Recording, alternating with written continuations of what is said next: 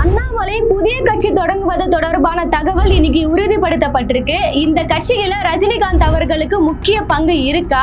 மறுபுறம் பார்த்தோம்னா அண்ணாமலையோட இந்த அரசியல் வருகை என்பது டிவிகே தலைவர் விஜய் அவர்களுக்கு எத்தகைய சிக்கல்களை ஏற்படுத்த போது? உண்மையாகவே தமிழ்நாட்டோட நலனுக்காகவும் தமிழர்களோட உரிமைகளை மீட்பதற்காக தான் இந்த கட்சியை ஆரம்பிச்சிருக்கிறாரா? தமிழ்நாட்டின் அரசியல் களத்துல நீடிப்பதற்கான எத்தகைய திட்டங்களை அண்ணாமலை கைவசம் வச்சிருக்கிறாருன்னு சொல்லி பல்வேறு வினாக்களுக்கான தகவல்களை இந்த பதிவுல விரிவாக பார்க்கலாம். தமிழ் வாய்ஸ் நேயர்களுக்கு வணக்கம். ஒரு வழியா பாத்தீங்கன்னா அண்ணாமலை அவர்கள் பிஜேபில இருந்து விலகிட்டாரு. சோ அவர் போயிட்டு தேசிய தலைவரை சந்திச்சு அவர் கொடுத்திருக்கக்கூடிய அந்த ராஜினாமா கடிதத்தை பிஜேபி தலைமை ஏத்துக்கிட்டாங்க அப்படின்ற நியூஸை நம்மளால பார்க்க முடியுது. சோ இது குறித்து இவர் எப்ப வாயை திறந்து அவரே மக்களுக்கு தெரிவிப்பாரு அப்படின்ற ஒரு எதிர்பார்ப்பு இந்த சூழ்நிலையில இன்ஸ்டாவில லைவ் போட்டு அண்ணாமலை பல்வேறு தகவலை தெரிவிச்சிருக்காரு. நம்மளுக்கு இது ஒன்னும் ஆச்சரியம் இல்லை. என்னடா இது, இன்னைக்கு அரசியல் தலைவர்கள் எல்லாருமே பிரஸ் மீட் அப்லாம் கொடுக்கறது போயிட்டு இல்ல ட்விட்டர் பதிவுலயோ இல்ல பேஸ்புக்லயோ ஒரு பதிவு போடுறதை தாண்டி இன்ஸ்டாகிராமுக்கு இறங்கி இருக்கிறாங்களே. எல்லாமே இன்னைக்கு டிஜிட்டலைஸா ஆயிடுச்சு. எல்லாருமே இன்ஸ்டாவை வச்சு அரசியல் நடத்தி இன்னைக்கு ஒரு ஆட்சியை பிடிச்சிருக்காங்க. அந்த வகையில இன்ஸ்டா மூலமாக இன்னொரு அரசியல் நான் கொண்டு வரேன்னு சொல்லிட்டு அண்ணாமலை அவர்கள் இறங்கி இருக்கிறாருன்ற பல்வேறு சந்தேகங்கள் வருது. சோ இந்த இயக்கத்தை அவர் ஆரம்பிச்சு முதல்ல என்ன சொல்லியிருக்காருன்னா, நான் ஒரு இயக்கம் தான் ஆரம்பிக்கிறேன், வி த லீடர்ஸ் அப்படின்னு சொல்லிட்டு ஒரு இயக்கம் ஆரம்பிச்சிருக்காங்க. அப்புறம் போக போக நான் இது ஒரு கட்சியா மாத்திப்பேன் அப்படின்ற மாதிரி தகவலை அவர் கொடுத்த அந்த லைவ்ல இருந்து நம்மளால புரிஞ்சுக்க முடியுது. இந்த வி த லீடர் அப்படின்ற ஒரு இணைய பக்கத்துல நிறைய பேர் தங்களை இணைச்சிட்டு வராங்க. சோ இந்த பக்கம் உருவாக்கப்பட்ட ஒரு மணி நேரத்திலே பாத்தீங்கன்னா 2 லட்சம் மேல உறுப்பினர்கள் இணைஞ்சிருக்கிறாங்க. இப்ப நம்ம பேசிட்டு இருக்க இந்த டைம்ல ஒரு 4 லட்சத்திற்கும் மேற்பட்ட உறுப்பினர்கள் இந்த கட்சியில தொடர்ந்து இணைச்சிட்டே வராங்க. சோ இப்படி இருக்க சூழ்நிலையில மக்கள் எல்லாருமே நம்பி போறாங்களே. இப்ப எப்படி இங்க ஒரு புதிய கட்சி ஆரம்பிச்சதுமே இந்த தாவேக தலைமையிலான ஒரு கட்சி வந்துச்சுல, அப்ப மக்கள் எல்லாருமே கண்பிடித்தனமாக போனாங்களோ. சோ இப்போ மக்கள் இப்போ அண்ணாமலை அவர்களுக்கும் சரி நிறைய கொஞ்சம் ஃபேன் பேஸ்லாம் இருக்கிறாங்க. இப்படி மக்கள் கண்பிடித்தனமாக போறாங்களே, அவரை நம்பலாமா வேணாமா அப்படின்ற ஒரு கேள்வி இங்க இருக்கு. சரி, அவரோட பின்புலத்தை பத்தி பார்த்துடலாம். இவரை இதற்காக நம்ப கூடாது, இவரை இதற்காக நம்பலாம் அப்படின்னு சில விஷயங்கள் முதல்ல பார்த்தோம்னா, இன்னைக்கு பிஜேபில இருந்து வெளியே வந்த உடனே பார்த்தோம்னா தமிழர்கள், தமிழ்நாடு, தமிழ்னு சொல்லி நிறைய விஷயங்களை அண்ணாமலை அவர்கள் பேசிட்டு இருக்காரு. ஆனா இந்த கட்சி ஆரம்பிக்க போற அப்படின்ற அறிவிப்புக்கு முன்னாடி அண்ணாமலை அவர்கள் எது மாதிரியான நலன்களை தமிழ்நாட்டிற்காக செஞ்சிருக்காருன்னு சொல்லி நம்ம பார்க்க வேண்டிய ஒரு கட்டாயத்துல இருக்கும். ஒண்ணுல ஒரு சின்ன பிளாஷ்பேக் போனோம்னா, மைக்கேல்பட்டியில அங்க இருக்கக்கூடிய ஒரு பள்ளி குழந்தை சூசைட் பண்ணதுமே அந்த ஒரு விஷயத்தை பிஜேபி எப்படி ஆக்குனாங்கன்னு பாத்தீங்கன்னா, அங்க இருக்கக்கூடிய அந்த கிறிஸ்தவ பள்ளி என்பது அந்த குழந்தைய கட்டாயப்படுத்தி மதம் மாற்றம் பண்ணாங்க. அதனாலதான் அந்த குழந்தை மன உளைச்சல் தாங்க முடியாம சூசைட் பண்ணிக்கிச்சுன்னு சொல்லிட்டு என்ன விஷயத்த அங்க இருக்கக்கூடிய இந்து கட்சியினர் சேர்ந்தவங்க என்ன பண்றாங்கன்னு பாத்தீங்கன்னா, அந்த குழந்தைய வற்புறுத்தி ஒரு வீடியோ எடுக்கிறாங்க. இந்த வீடியோவை ஆதாரமாக வச்சுட்டு அண்ணாமலை தலைமையில பிஜேபி ஒரு மிகப்பெரிய ஒரு போராட்டத்தை கையில எடுத்தாங்க. ஒண்ணுமே இல்லாத ஒரு விஷயம். அப்பவே பாத்தீங்கன்னா தமிழ்நாட்டுல இருக்கக்கூடிய காவல்துறை என்ன சொல்லியிருந்தாங்கன்னா, இது அது மாதிரியான ஒரு மத மாற்றத்திற்கான ஒரு நிகழ்வால வந்த ஒரு சம்பவம் கிடையாது அப்படின்ற மாதிரி தமிழ்நாட்டு போலீஸே சொல்லும் போது அதை நம்பாம இந்த விஷயம் இறுதியாக சிபிஐ வரையுமே போச்சு. அப்போ அவங்களோட இந்த இன்வெஸ்டிகேஷன்ல வந்த தகவல் என்னன்னு பாத்தீங்கன்னா, முடிவா என்ன சொன்னாங்கன்னா, அது அப்படிலாம் கிடையாது, எந்த ஒரு மத மாற்றமும் நடக்கலன்ற மாதிரி அவங்களே சொல்லி முடிச்சாங்க. சோ அப்ப பாத்தீங்கன்னா ஏதோ ஒரு சம்பவம் ஒரு பள்ளியில நடந்ததுக்கு அண்ணாமலை அவர்கள் எந்த மாதிரியான ஒரு எழுச்சியை கொண்டு வந்தார்னா, இங்க இருக்கக்கூடிய கிறிஸ்தவ நிறுவனங்கள் எல்லாருமே ஒன்று கூறணும், இந்த மாதிரி நீங்க ஒரு மத மாற்றம் பண்ணக்கூடாதுன்ற மாதிரி அங்க நடந்த அந்த சிறு சம்பவத்தை எப்படி கிறிஸ்தவர்களுக்கு எதிராக மாத்தலாம் அப்படின்ற வேலையில அண்ணாமலை அவர்கள் இறங்கினதை நம்ம பார்த்தோம். அடுத்த 2022 காலகட்டத்துல திமுக ஆட்சியில பாருங்க எத்தனை கோவில்களை இடிச்சிருக்காங்க அப்படின்னு சொல்லிட்டு ஒரு ஆதாரமற்ற தகவல்களை அவங்க கொடுத்திருந்தாங்க. அதுக்கும் அரசு தரப்புல இருந்து ஒரு விளக்கம் கொடுத்திருந்தாங்க. அவர் சொன்ன டேட்டானது முற்றிலும் பொய்யான ஒரு டேட்டா. அப்படி என்ன ஒரு கோவில்கள் இடிக்கப்பட்டிருந்தாலுமே சோ பொது சொத்துக்களை அபகரிச்சு கட்டப்பட்ட நிலங்களை தான் அவங்க இடிச்சிருந்தாங்க. அந்த மாதிரி கோவில்கள் தான். சோ 2022ல சொன்ன அந்த 161 கோவிலே 2025லும் அவங்களுக்கு அதே கோவில் எண்ணிக்கை தான் இருந்துச்சு. அப்போ அங்கேயும் பாத்தீங்கன்னா இந்துக்களுக்குள்ளவே ஒரு பிளவு ஏற்படுத்தக்கூடிய வேலைகளை அண்ணாமலை செஞ்சிருந்தாரு. சோ ஒரு மதவாதியாக தான் ஒரு அடிப்படையில செயல்பட்டு இருக்காரு.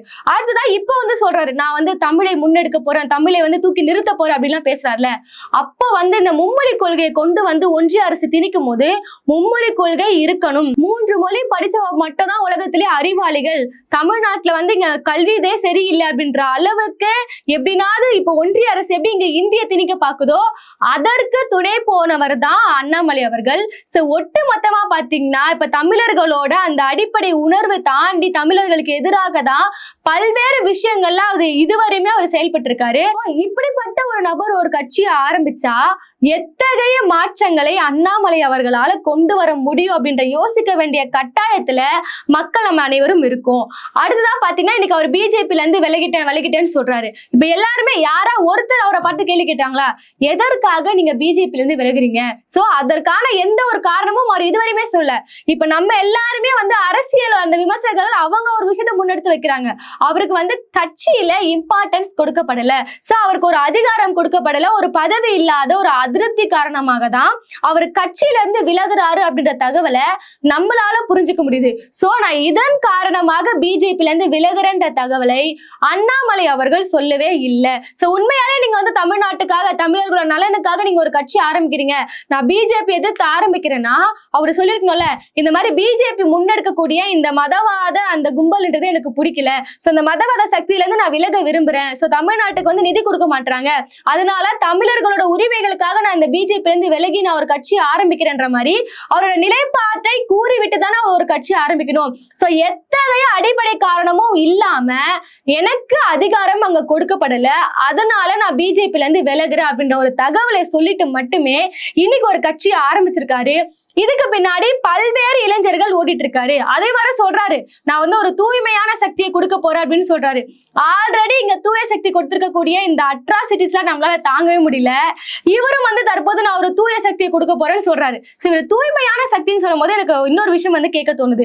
இப்போ நீங்க பிஜேபில இருந்து விலகிட்டீங்க, ஓகே, ஆனா எப்பயாவது அண்ணாமலை அவர்கள் சொன்னாரா அடிப்படையிலேயே அவர் ஒரு ஆர்எஸ்எஸ் வாதி, நான் பிஜேபில இருந்து விலகிட்டேன், நான் ஆர்எஸ்எஸ் இருந்து விலகிட்டேன்ற வார்த்தை எதற்காக இன்னும் அவர் வாயில வரல? அப்ப இன்னும் பாத்தீங்கன்னா அவர் ஒரு ஆர்எஸ்எஸ் ஓட அமைப்பா தான் அவர் செயல்பட்டு இருக்காரு. சோ ஆர்எஸ்எஸ் அவங்களுக்கு ஒட்டுமொத்தமா அவங்களுக்கு ஒரு பிம்பம் இருக்கு. அவங்க இந்தி மொழியை தெளிக்கிறாங்க, சமஸ்கிருதம் எடுக்கிறாங்க, மதவாத கும்பல் சொல்லிட்டு அவங்களால ஒரு பிம்பம் இருக்குல்ல. சோ அதெல்லாமே உடைச்சிட்டு இவர் ஒரு ஆர்எஸ்எஸ் வாதியாக உள்ள தமிழை முன்னெடுக்கிறதுக்கான ஒரு வேலைகளை இவர் பண்ணிட்டு இருக்காரு. இப்ப சிம்பிளான ஒரு விஷயம் என்னன்னு பாத்தீங்கன்னா, ஆர்எஸ்எஸ்ல ஏதோ 2 தலைவர்களுக்காக வச்சுக்கோங்களேன், இந்த 2 தலைவருக்குள்ள ஏதோ ஒரு பொறுப்புக்கு சண்டை வந்து வச்சுக்கோங்களேன்.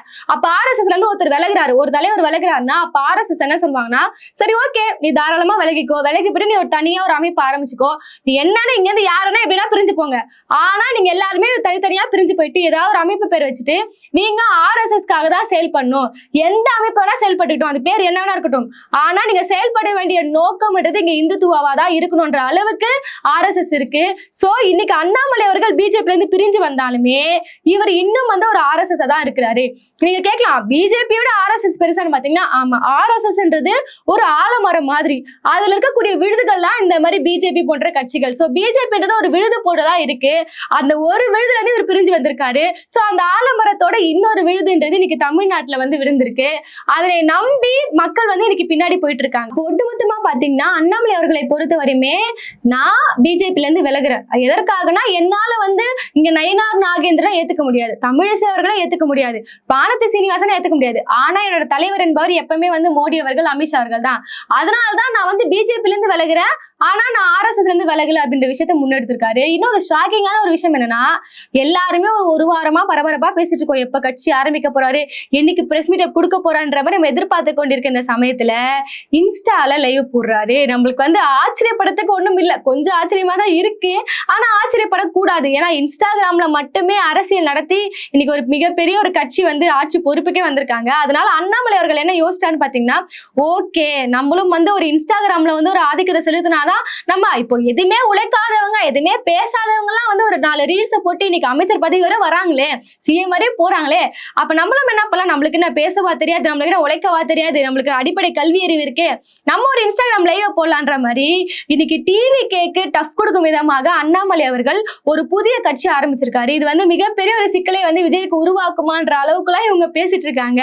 ஆனா 2 பேருக்கு ஒரு நல்ல காம்படிஷனா இருக்கும். ஏன்னா இவருக்கு விஜய் அவர்களுக்கு அந்த அதிக அளவு பேச தெரியாது, அரசியல் தெரியாது, ஆனா அண்ணாமலை அவர்களை பொறுத்தவரையுமே பின்புலம் பிஜேபி அரசா இருந்தாலுமே மக்களை ஏமாற்றக்கூடிய வகைகளை நிறைய பொய்களை வந்து நம்பக்கூடிய வகையில் அவருக்கு பேச தெரியும், இவருக்கு பேசவே தெரியாது. அதனால இது ஒரு டஃப் காம்படிஷனா இருக்கும். நடுவில் இன்னொரு விஷயத்த இழுத்தாங்க, இந்த மாதிரி ரஜினிகாந்த் அவர் வந்து அண்ணாமலை அவர்கள் கட்சியில வந்து இணைய போறாரு அப்படின்ற விஷயத்தெல்லாம் பரப்பினாங்க. இதோட அடிப்படை வந்து நம்ம பார்த்தோம், வரலாறு எடுத்து பாத்தீங்கன்னா ரஜினி அவர்கள் ஒரு புதிய கட்சியை ஆரம்பிக்க போகும்போது இவர் என்ன பண்ணியிருந்தாரு, அண்ணாமலை அந்த கர்நாடகத்துல வந்து ஒரு ஐபிஎஸ்ஸா இருந்தாரு. அப்போ வந்து அவர் ஃப்ரெஷ்ஷா கூட்டிட்டு வந்து RSS அமைப்பு பின்னாடி வேலை செய்யறாங்க. தமிழ்நாட்டுல ரஜினி வச்சு ஒரு கட்சி ஆரம்பிக்கணும், இங்க திராவிடம் இல்லாத ஒரு புதிய கட்சி ஆரம்பிச்சிட்டாங்கன்னா மக்கள் இங்க வந்துருவாங்கன்ற அந்த அடிப்படையில ரஜினிகாந்த் அவரை வச்சு ஒரு அரசியல் பண்ண பார்த்தாங்க. அந்த டைம்ல ரஜினிகாந்த் கூட சொல்லியிருந்தாரு, நான்லாம் முதலமைச்சர் ஆக மாட்டேன், வேற ஒரு நல்ல நபரை வந்து நான் சிஎம் ஆகிட்டு நான் கட்சியில வேலை பார்ப்பேன் அப்படின்ற விஷயத்த சொல்லியிருந்தாரு. இங்கதான் நம்மளுக்கு புரிஞ்சுக்க வேண்டிய விஷயம் என்னன்னு பாத்தீங்கன்னா, ரஜினிகாந்த் அவர்கள் சொன்ன அந்த நல்லவர் யாருன்னு பாத்தீங்கன்னா அண்ணாமலை அவர்கள் தான். சோ அந்த காலகட்டத்திலே இவ்வளவு விஷயங்கள் நடந்துச்சு. அந்த டைம்ல ஓகே RSS வந்து இவ்வளவு பெரிய சதி பண்ண பாக்குறாங்க, நம்ம இந்த வலையில சிக்க கூடாதுன்னு சொல்லி ரஜினிகாந்த் அவர்கள் அந்த சிக்கல இருந்து அவர் வெளியே வந்துட்டாரு, அவங்க போட்ட வலையில தப்பிச்சுக்கிட்டு வந்துட்டாரு. அப்ப அண்ணாமலைக்கு வந்து ஐயோ நான் ஒரு IPS பதவியை வந்து நான் இந்த மாதிரி ராஜினாமா பண்ணிட்டு வந்துட்டேனே, இன்னைக்கு நான் என்ன பண்றதுன்னு சொல்லிட்டு சரி வேற வழியே இல்ல, நீதான் ராஜினாமா பண்ணிட்டு வந்தீங்க, நான் உன்னை டைரக்டாவே பிஜேபிக்குள்ள கூட்டமே விடுற மாதிரி தான் இவரை வந்து பிஜேபியில சேர்த்தாங்க அண்ணாமலையை. இன்னைக்கு அண்ணாமலை அவர்கள் ஒரு கட்சி ஆரம்பிக்கிறாரு, அதனால RSS அமைப்பு வச்சு இந்த கட்சினா ரஜினியை வந்து உள்ள இழுக்கக்கூடிய வேலைகளை பார்த்துட்டு இருக்காங்க. அன்னைக்கு எப்படி ரஜினிகாந்த் அவர்கள் நோ சொன்னாரோ இன்னைக்கும் அதே மாதிரி தான் நோ சொல்லியிருக்காரு. அப்போ ஒட்டு மொத்தமா பாத்தீங்கன்னா ரஜினிகாந்த் அவர்கள் சுதாரிச்சு கொண்டாருன்னே சொல்லலாம். சோ இந்த ஒரு வதந்திக்கு முற்றுப்புள்ளி வச்சாச்சு. அடுத்ததான் அவர் வச்சிருக்கக்கூடிய முக்கியமான திட்டம் என்னன்னு பாத்தீங்கன்னா, இப்போதைக்கு அவர் சொன்ன மாதிரி ஒரு இயக்கத்தை ஆரம்பிக்கிறாரு. இப்போ இன்னொரு சென்டர் வேற உருவாக்க போறாங்க. அது என்னன்னு பாத்தீங்கன்னா Abdul Kalam centre for ethics and politics அப்படின்னு சொல்லிட்டு ஒரு சென்டர் ஆரம்பிக்க போறாராம். இதுல வந்து எல்லாருக்கும் பயிற்சி கொடுக்க போறாங்களாம். அந்த பயிற்சி எது மாதிரியாக இருக்கும், ஒரு இந்த சட்டை, காக்கி பேண்ட், தொப்பி, இல்ல ஒரு கொம்பு அந்த மாதிரியான ஒரு பயிற்சியா இருக்குமோ அப்படின்ற ஒரு பயம் நம்ம கிட்ட இருக்கு. ஆனா ஒரு மிகப்பெரிய ஒரு திட்டத்தை கையில எடுத்திருக்காரு. தமிழ்நாட்டுல இருக்கக்கூடிய தொழில்நுட்ப வல்லுநர்கள் வேறு கண்ட்ரில இருக்கக்கூடிய மிகப்பெரிய ஒரு நிறுவனங்கள வேலை செஞ்சு அதுல வந்து ஒரு மிகப்பெரிய பொறுப்புல இருக்காங்களே, சோ அவங்க எல்லாருமே கவர்ந்து இருந்தேன்னா அவங்களுக்கு வந்து நார்மலா பாத்தீங்கன்னா நேச்சுரலாவே வந்து அரசியல வந்து அவங்களுக்கு மிகப்பெரிய ஒரு ஈடுபாடு இருக்கும். சோ அவங்களெல்லாம் கொண்டு வந்து தமிழ்நாட்டு அரசியல் காலத்துல என் கட்சியில இணைச்சுக்கிட்டோம்னா, விஜயோட ஆட்சியை பத்தி சொல்றோம்ல, உங்க கட்சியில இருக்க அமைச்சர்கள் யாருக்குமே வந்து ஒரு அடிப்படை அரசியலே தெரியல அப்படின்ற மாதிரி ஒரு விமர்சனம் இருக்குல்ல, அதை உடைச்சிட்டு இப்ப என்ன பண்றாரு அண்ணாமலைன்னு பாத்தீங்கன்னா, இருக்கக்கூடிய எல்லா தொழில்நுட்ப வல்லுநர்களையும் எங்க கட்சியில இணைச்சிட்டேன்னா அப்ப என்ன ஆகும், நாங்க வந்து ஒரு அறிவில் சிறந்தவர்கள், அவங்க எல்லாருமே எங்க ஆட்சியில இருக்கிறாங்க, அப்ப மக்கள் என்ன நம்பிடுவாங்கன்னா ஓகே அவங்க எல்லாருமே இவ்வளவு பெரிய பொறுப்பை விட்டு உள்ள வராங்களே, அப்ப இவங்க உண்மையிலேயே ஒரு தூய்மையான சக்தியை தந்துருவாங்கன்ற அளவுக்கு மக்கள் நம்பிடுவாங்கன்ற அளவுக்கு தான் இவர் இந்த பிளானை போட்டு வச்சிருக்காரு.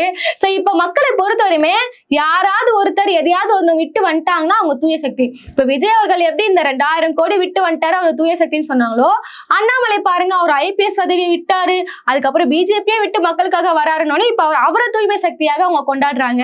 வருங்காலத்துல இன்னும் எத்தனை தூய்மை சக்திகள்லாம் வரப்போகுதுன்னு நம்மளுக்கு தெரியல. ஏன்னா எல்லாருமே அலர்ட் ஆயிருப்பாங்க, சரி நம்மளும் எதனா ஒண்ணு விட்டுட்டு போயிடலாம். ஏன்னா பாத்தீங்கன்னா இப்ப தூய சக்தின்னு சொல்லி வந்துட்டா நிறைய பேர் வந்து மக்கள் சிஎம் மாதிரியே கொண்டாடுறாங்க, அதனால நம்மளும் கட்சி ஆரம்பிக்கலாம்னு சொல்லி எத்தனை தூய சக்திகள் வரப்போகுதுன்னு தெரியல.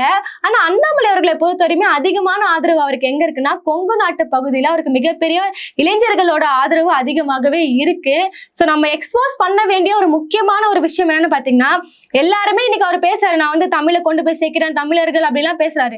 ஆனா இன்னைக்குமே நான் இப்ப விஜயர்களாவது பொய்யாத சொன்னார்ல, நான் ஒரு மத சார்பற்ற நபர் அப்படிலாம் பேசினார்ல, அது மாதிரியான எந்த வார்த்தையுமே இதுவரை அண்ணாமலை அவர்கள் விடவே இல்லை. அந்த மதம் சார்ந்த விஷயங்கள் எதுவுமே பேசல, வெறுமனே தமிழ் தமிழ் தமிழ் பேசுறாரு.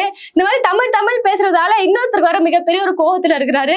சீமானு நான் சொல்றேன், எத்தனை பேர் தான் யாரு கட்சி ஆரம்பிச்சாலும் எனக்கு எதிராகவே வருவீங்களா அப்படின்ற ஒரு காண்டில வர சீமான் அவர்கள் இருக்கிறாரு. சோ மக்கள் எல்லாருமே சிந்திச்சு பாருங்க, இன்னைக்கு நான் பிஜேபில இருந்து விலகிட்டேன் அப்படின்னு சொல்லக்கூடிய அண்ணாமலை அவர்கள் எதற்காக விலகுன, சோ பிஜேபி கொள்கைகள் எல்லாமே நான் எதிர்த்து தான் வரேன், அந்த வேறுபட்ட ஒரு கொள்கையை எடுக்க போறேன், நான் RSS வந்து விலகுறேன் அப்படின்ற மாதிரி எந்த ஒரு காரணங்களையுமே சொல்லாம இன்னைக்கு கட்சி ஆரம்பிச்சிருக்காரு. நாளை பின்ன இந்த கட்சி ஒரு பெரிய கட்சியா வளர்ந்த பிறகு மீண்டும் இது பிஜேபியில இணையாதுன்ற எந்த ஒரு உத்தரவாதத்தையுமே அவர் தரல. சோ இதெல்லாம் சிந்திச்சு யாரு புதுசா அரசியலுக்கு வந்தாலுமே கண்மூடித்தனமாக போகாம இதெல்லாமே நீங்க ஆராய்ஞ்சு பார்க்க வேண்டும் அப்படின்றதுதான் நம்மளோட கருத்தாகவே இருக்கு. சோ பொறுத்திருந்து பார்ப்போம். நன்றி.